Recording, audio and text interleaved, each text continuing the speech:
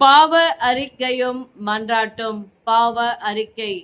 யாக்கோபு 1 26 உங்களில் ஒருவன் தன் நாவை அடக்காமல் தன் இருதயத்தை வஞ்சித்து தன்னை தேவ பக்தியுள்ளவன் என்று எண்ணினால் அவனுடைய தேவ பக்தி வீணாயிருக்கும்.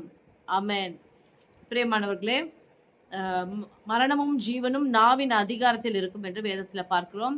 இந்த நாவை குறித்ததான நிறைய காரியங்கள் நமக்கு வேதத்தில் சொல்லப்பட்டிருக்கு. அதாவது அது சிறிய அவயவமாக இருந்தாலும் பெரிய காட்டையை கொளுத்தி விடும், அது அப்படின்லாம் சொல்லப்பட்டிருக்கு.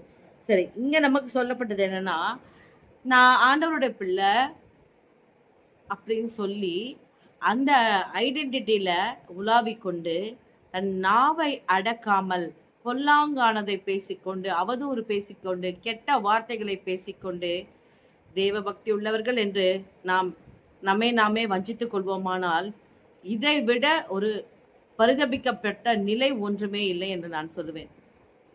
நம்மை நாமே வஞ்சித்துக் கொள்றதை விட மோசமானது எதுவுமே இல்லை. ஏன்னா நம்ம என்ன பண்றோம், மற்றவங்க கிட்ட இருக்கிற தீமையை பார்த்து விலகிடுறோம். ஆனா சத்துருவானவன் என்ன பண்றான்னா, எல்லாவற்றுக்கும் மேலாக இருதயமே திருக்கும் கேடும் நிறைந்ததா இருக்கிறது என்று சொல்லப்பட்டிருக்கு. அப்போ இருதயத்துல மறைந்து இருக்கிற அந்த திருக்கும் கேடும் நிறைந்த காரியம் என்ன செய்யுதுன்னா, நம்முடைய நாவினாலே அது வெளிப்படுகிறது. அவர்களுடைய கனிகளாலே அவர்களை அறிவீர்கள் என்று ஆண்டவர் நமக்கு சொல்லியிருக்கார். அதை வச்சு நீங்க அடையாளம் கண்டுக்கோங்க, அது எப்படிப்பட்டது அப்படின்னு சொல்லி.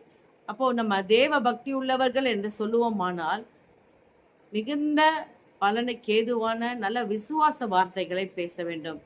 அவிசுவாசமான கெட்ட வார்த்தைகளை, அவதூறு பண்ணுகிற வார்த்தைகளை, தூஷிக்கிற வார்த்தைகளை, சாபமான வார்த்தைகளை நாம் பேசாதிருப்போம். ஒருவேளை இதுவரைக்கும் இது தெரியாது எனக்கு அப்படின்னு சொல்லி நீங்க சொல்றவங்களா இருந்தா இப்போ பாவ அறிக்கை செய்யுங்க.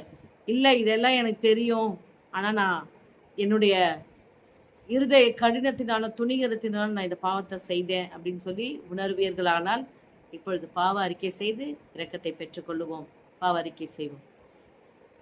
ஸ்தோத்திர ஆண்டவரே, ஸ்தோத்திரம் ஸ்தோத்திரம். சர்வ வல்லமை உள்ள தேவனாகிய கர்த்தாவே, தோ ஆண்டவரே, தாவீது சொன்னது போல, கர்த்தாவே என் வாய்க்கு காவல் வையும், என் உதடுகளின் வாசலை காத்து கொள்ளும் என்று ஆண்டவரே உம்முடைய சமூகத்திலே எங்களை தாழ்த்தி ஒப்புக் கொடுக்கிறோம். எங்கள் நாவை உம்முடைய நாம மகிமைக்கென்று எடுத்து பயன்படுத்துங்க. நாங்கள் இதுவரை தீமையாய் பேசின எல்லா வார்த்தைகளையும் தயவாய் மன்னித்து எங்களை ஏற்றுக்கொள்ளுங்க. இயேசுவின் நாமத்தில் பிதாவே, ஆமென், ஆமென், ஆமென். God bless you.